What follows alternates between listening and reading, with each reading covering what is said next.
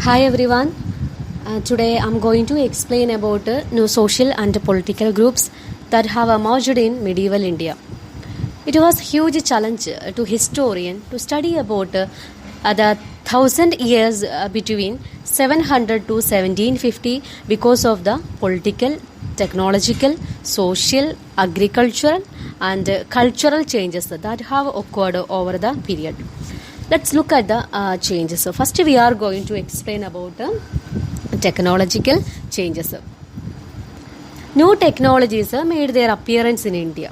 The best examples are the Persian wheel in irrigation, the spinning wheel in weaving, firearms in combat. Its origin in India has a questioned history because some historians points out its introduction to the early days of other countries, but some says that it was developed in India. Okay, and the next introduction of new foods, crops and beverages.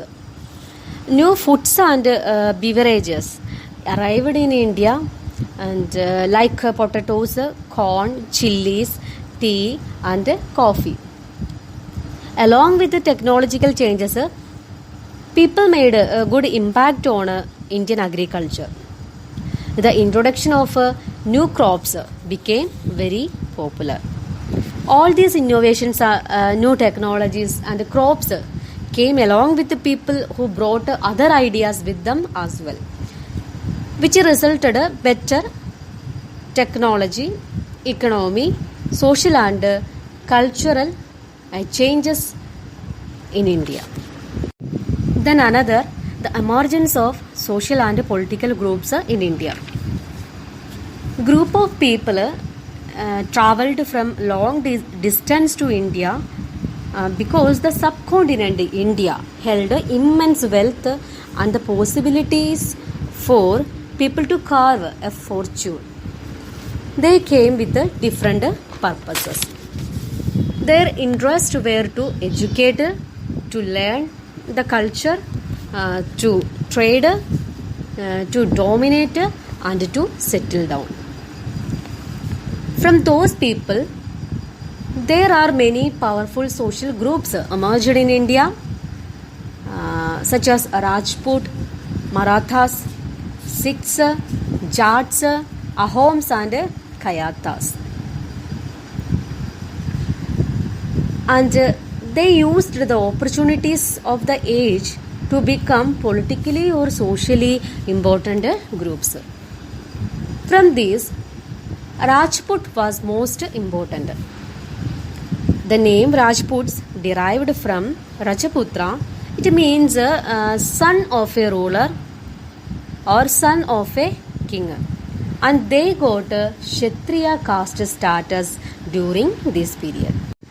Kshatriya is a Sanskrit word. Rulers, chieftains, soldiers and commanders who served in the armies of different monarchs all over the subcontinent included in Kshatriya caste. Kshatriya is one of the four Varnas of Hindu society and it is the second highest caste according to the Varna system. And Rajputs had great military qualities. Pride of blood is the chief characteristics of Rajputs. Many poets have praised about their great sense of loyalty and bravery. Then next is emergence of subcaste. During this period, many people migrated from forest due to the gradual clearing of forest and the extension of agriculture. Because of these, they lost their natural habitat. That's why they have migrated. Migration means the process of people traveling to a new places or one place to another place. But some people they started tilling land. Tilling land means cultivate land for growing crops, and they became peasants. Peasants means agricultural laborers or land owners.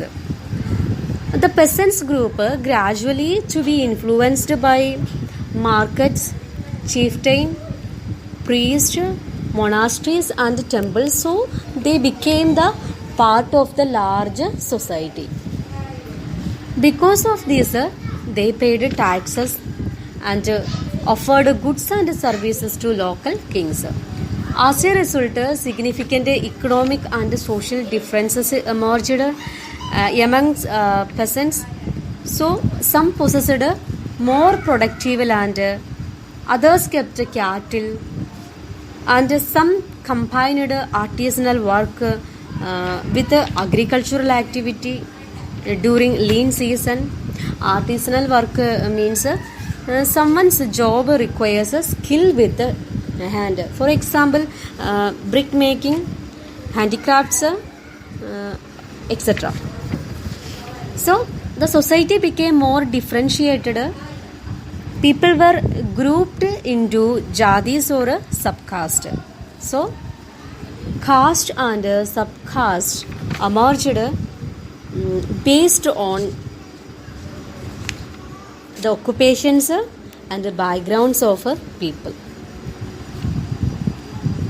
But these ranks were not fixed permanently, and it changed according to the power, influence and resources controlled by the members of the jadi. And status of some jadi could vary area to area, and each jadi is framed or made their own rules and regulations for what to manage the conduct behavior of their members. And these rules and regulations enforced by an assembly of elders, and it was known as jadi panchayat in some areas. So through their assembly known as jadi panchayat, the assembly of elders controlled the conduct of the members in their jadi. But jadi were also required to follow the rules of villages, and several villages were governed by chieftain, because jadi panchayat was only a small unit of village panchayat and it was controlled by chieftain. These are the changes happen in this period. We can conclude new technology and innovations appeared in Indian society, and introduction of new crops and beverages, then emergence of new social and political groups, then emergence of new caste and subcaste. These all made India a diverse society. When they studying about the social, political, cultural and technological changes, historians have to understand how and why things change over time. I think you understand the lesson. You have some questions. Try to answer these questions. First, how were the affairs of jadi regulated? Second, list some of the technological changes associated with this period. Okay, thank you everyone.